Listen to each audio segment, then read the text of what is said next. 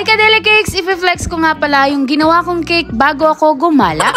At ang team nito is Ferrari Team Cake. At ang nakakatuwa pa nga rito ay isa na namang OFW ang ating client. At dahil nga nirekomenda tayo ng kaibigan niya which naka-order na daw sa akin, talaga namang nakakatuwa. Kung sino man po kayo ay maraming salamat po. Giliw na giliw nga din ako dito sa nagawa kong cake dahil kuwang-kuha ko ang pagka-red ng cake. At kung may magtatanong kung ano po ang gamit kong food color is ay ang Piotraco Gel. At isa nga sa nagustuhan ko saktong-sakto ang ating gamit na food color para dito sa ating gamit na whipping cream, which ito ang ACC whipping cream. Baka naman achievers.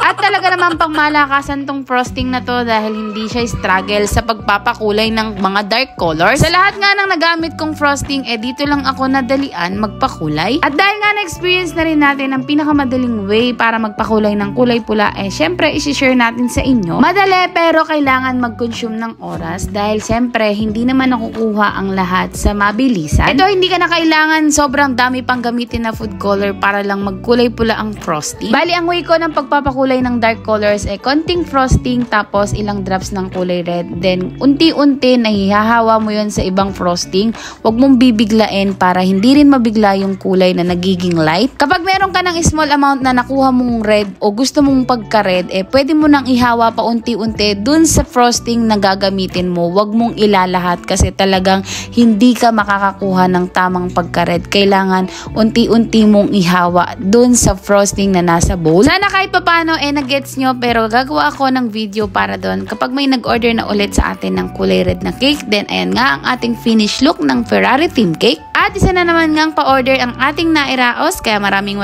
salamat po sa ating panibagong client na isang OFW. Lagi po kayo mag-iingat. Maraming salamat po. Yun lang.